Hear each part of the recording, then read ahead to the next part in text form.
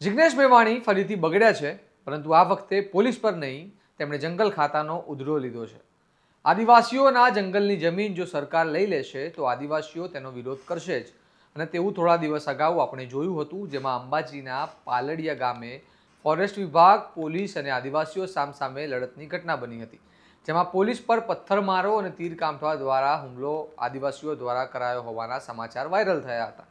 પરંતુ બાદમાં આ મામલે નવો વળાંક આવ્યો હતો, જેમાં ફક્ત પોલીસ નહીં પરંતુ આદિવાસીઓ પણ ગવાયા છે તેવું સામે આવ્યું હતું. અને વધુમાં પહેલા પોલીસ દ્વારા હુમલો કરાયો હોવાના આક્ષેપો લાગ્યા હતા. તે મામલે રાજકારણ પણ ગરમાયું અને ઘણા નેતાઓએ આદિવાસીઓની મુલાકાત પણ લીધી. હવે કોંગ્રેસ દ્વારા પાલડિયા ગામ ખાતે પ્રતિક ધરણા કરવામાં આવ્યા છે. વિગતે વાત કરીએ સમગ્ર ઘટના વિશે આ અહેવાલમાં.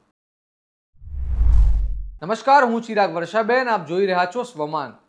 ગુજરાતમાં હાલ ડિમોલિશનનું કામ ચાલી રહ્યું છે. લોકોના ઘર તૂટી રહ્યા છે, જંગલો તૂટી રહ્યા છે. ત્યારે બનાસકાંઠા જિલ્લાના અંબાજીના પાલડિયા ગામમાં આદિવાસી વિસ્તારમાં જંગલમાં ગેરકાયદેસર દબાણ હટાવવા ફોરેસ્ટ વિભાગે કામગીરી હાથ ધરી હતી. જેમાં પહેલાં એવું સામે આવ્યું હતું કે જ્યારે ફોરેસ્ટ વિભાગ મકાન ખાલી કરાવવા પહોંચ્યો ત્યારે આદિવાસીઓ દ્વારા પથ્થરમારો કરાયો હતો અને સ્થાનિક પોલીસને સાથે લઈ જવામાં આવી હતી. ત્યારે પણ બંને વચ્ચે ઘર્ષણ સર્જાતા પથ્થરમારો થયો હતો, જેમાં પોલીસને ગંભીર ઈજાઓ થઈ હતી. આ મામલો ખૂબ જ ગંભીર બનતા સમગ્ર રાજ્યમાં ચર્ચાનો વિષય બન્યો હતો. ત્યારબાદ નેતાઓ આદિવાસીઓ અને પોલીસને મળવા પહોંચ્યા. તેમાં કોંગ્રેસના કાંતિ ખરાડી હોય કે આમ આદમી પાર્ટીના નેતા ચૈતર વસાવા, બધાએ હિંસાને વખોડી અને સરકારને ઘેરતા કહ્યું હતું કે અગાઉ નોટિસ આપ્યા વિના જો જંગલ ખાતું જઈને આદિવાસીઓના ઘર તોડી પાડે, લાઠીચાર્જ કરે તે યોગ્ય નથી. સાથે જ આ મામલે ન્યાય ન મળે તો વિધાનસભા સુધી આંદોલન કરી વિરોધ કરવાની તૈયારી દાખવી હતી. હવે આ મામલે કોંગ્રેસે આદિવાસીઓ સાથે મળીને અંબાજી પ્રાંત કચેરી ખાતે પ્રતિક ધરણા કર્યા હતા, જેમાં જિગ્નેશ મેવાણી અને ગેનીબેન ઠાકોરે હાજરી આપી હતી. જંગલ ખાતાનો ઉધડો લીધો હતો. સાંભળો આ મામલે જિગ્નેશ મેવાણી શું કહી રહ્યા છે. આદિવાસીની સંસ્કૃતિને નુકસાન પહોંચાડવાના બદાશયથી ભારતીય જનતા પાર્ટીની સરકાર એક તો પહેલા એમને વનવાસી બનાવી રહી છે. પેસાનો કાયદો કે જંગલ જમીનનો કાયદો લાગુ નથી કરતી. જો જંગલ જમીન અને પેસાનો કાયદો સાચા અર્થમાં અમલમાં હોત તો ઘટના જ નહીં બની હોત. જંગલ જમીનના 52% જેટલા દાવા ગુજરાતમાં દોઢ દાયકાથી પેન્ડિંગ કેમ છે? જંગલ જમીનની કોઈ જમીનનો વિવાદ ના રહે અને આદિવાસી સમાજ સમૃદ્ધ બને, પોતાની માલિકીની જમીન સુખે ખેડી શકે, જંગલ જમીનના એના દાવાનો નિકાલ થાય, એના માટે યુપી અને કોંગ્રેસની સરકાર એ જંગલ જમીનનો કાયદો લઈને આવી હતી. આ દાવાઓનો તમે નિકાલ નહીં કર્યો, એના કારણે વિવાદ જીવતા રહ્યા અને વિવાદ જીવતા રહ્યા એના કારણે આદિવાસી સમાજ અને જંગલ વિભાગ, આદિવાસી સમાજ અને પોલીસ આ બેની વચ્ચે ટકરાવ થયા કરે છે. કોઈ પણ ટકરાવમાં જે પણ વ્યક્તિ ભોગ બને એ પીડિતને અમે સાથે છીએ. પોલીસના કર્મચારીઓ પણ નાના કર્મચારીઓ ઘણા સારા છે, એ પોતાની સેવા બજાવતા હોય છે. પણ આ પ્રકરણમાં હકીકતમાં શું બન્યું એની ઊંડી તપાસ થવી જોઈએ. કયા અધિકારથી પોલીસ ત્યાં ગઈ, જંગલ ખાતું ગયું, ત્યાં શું કર્યું અને આદિવાસી સમાજે માર્યા એમ કહીને પોલીસે ફરિયાદ કરી દીધી. પણ આદિવાસી સમાજનું કહેવું છે કે અમારી પર હુમલો થયો, અમારું ઘર તોડી પાડ્યું, અમારી પર હિંસા કરી, અમને માર્યા જોડ્યા, એનું શું?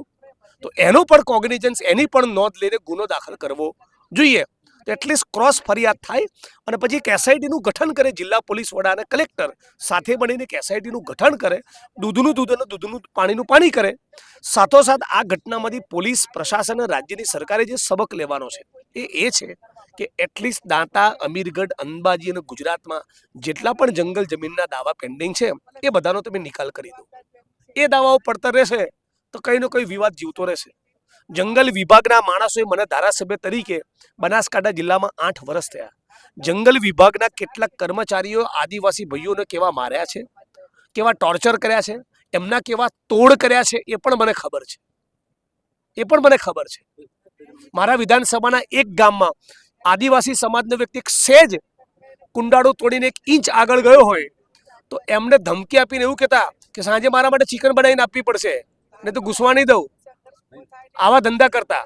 તમારા કેમેરામેનને વિનંતી કરું, અમારા આગેવાન લાલાભાઈ બેઠા છે, એ બાજુ આ બાજુ જરા કેમેરો કરો. લાલાભાઈ, વાત સાચી છે? શું કરતા કહો? એ લોકો ગમે તે કોઈ કરતા તો એવી રીતે દબાણ કરીને આ બધું ચલાવતા હતા એમ. એટલે તમારે ધારો કે દબાણ જ હોય અને તમને દબાણ ખુલ્લું કરવામાં બહુ રસ હોય તો 1000 એકર જમીનનું હાલ બતાવું, જેમાં ભારતીય જનતા પાર્ટીના પાડેલા માણસો જંગલ જમીનમાં દબાણ કરીને બેઠા હોય. જંગલ ખાતાના કોઈ માણસને એટલો બધો પાવર હોય તો તમને કોઈ એટલી જમીનોના ટુકડા બતાવું જ્યાં ભારતીય જનતા પાર્ટીના માણસો ઇલીગલ ઓક્યુપાય કરીને બેઠા હોય. પણ મૂળ વાત આદિવાસી છે, મજૂરીઓ છે, ગરીબ માણસ છે, શું કરી લેશે? આ જે માનસિકતા છે એ ના ચાલે.